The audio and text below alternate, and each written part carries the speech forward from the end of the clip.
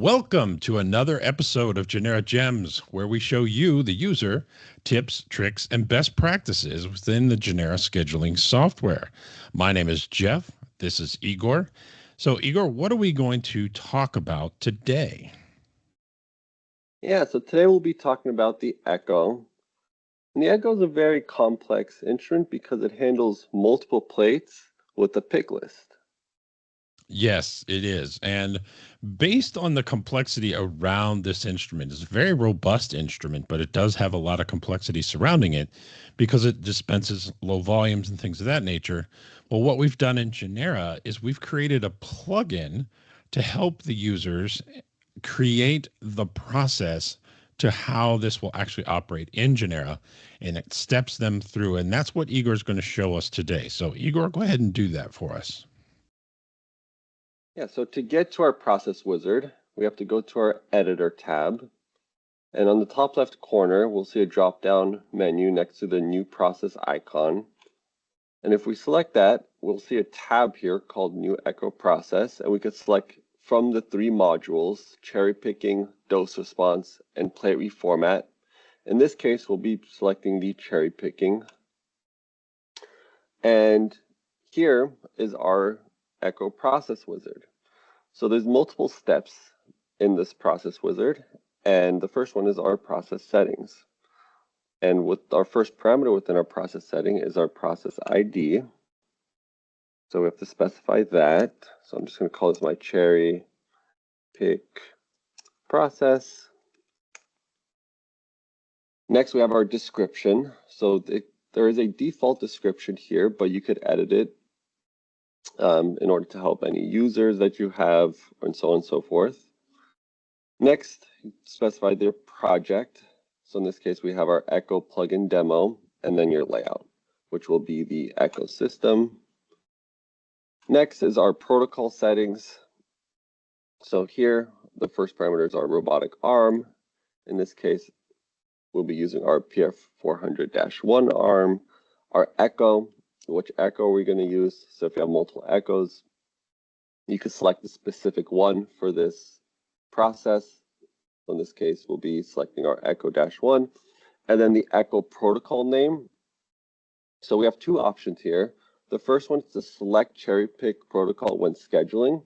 So it'll be a parameter for your process that a user could input when they're scheduling the process. Or we could use the following cherry pick protocol where we could browse to it right now, and it'll be fixed to this protocol. So in this case, we'll be selecting the first option because it allows for more flexibility. So if you have multiple users or you're running multiple cherry pick protocols, you could use the same process, just select a different protocol at runtime with a different pick list if needed. So we're going to go to our next, which is our location settings. So we can specify a regrip nest if we need one. In this case, we have a regrip station here, so we're going to select that. And then a lid station. So if we're working with lids, Genera is able to account for that. In this case, we will not be having any lids, but if you do have it within your process, then the Echo Process Wizard can account for that. So next is the source labware settings, where we have to define what is our source labware. So for our labware definition, we'll be selecting the Echo 384 source. So this is another option for is it lidded? So we could select sometimes, always, or never. So we'll be selecting never. Our start location, so where is the source plate going to be located, which will be in my source hotel. And then where is the lid location, or where will it be stored? So we'll be leaving this blank since we're not working with lids in this case.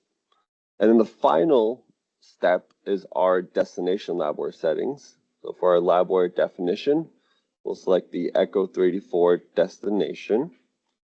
Is it lidded? Never. What is our start location, which will be my destination hotel. And then we do not have a lid location in this case.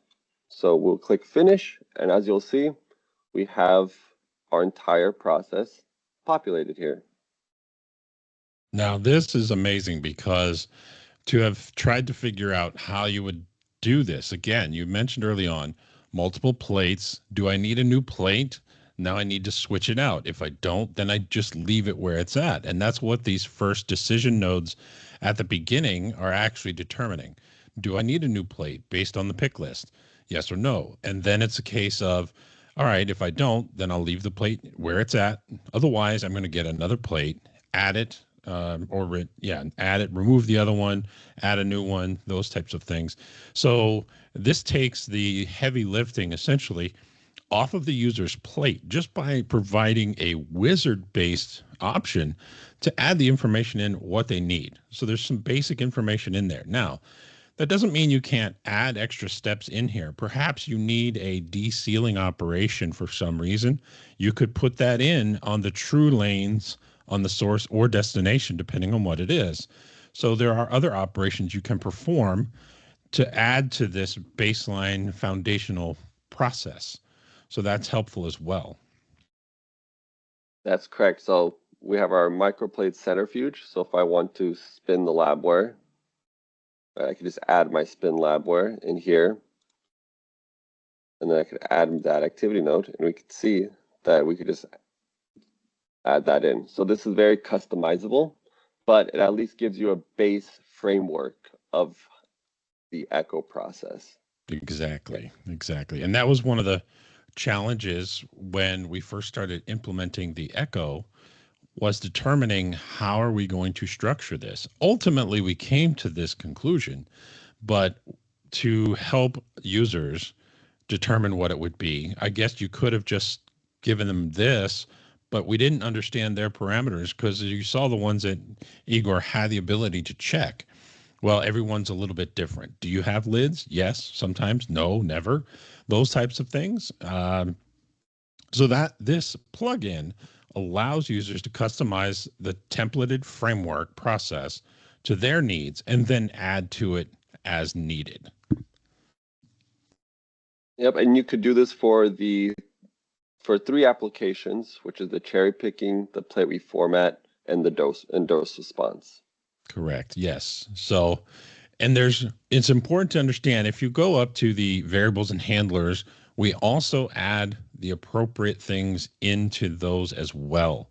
So preparing the cherry pick process, which is something that you have to do inside the process itself, we add those in when we do this. So there are plenty of things that we take into account with this plugin that users don't necessarily have to worry about now. Yes, there is some information that potentially you need to fill in here if it's important to fill this in, but we provide all of these parameters inside the plugin on the templated framework process to allow this to be done quickly and easily. So it makes it so simple for creating these over and over again as you need them. And then last thing to show that if we were to actually schedule this process, first of all, you can see your process description here.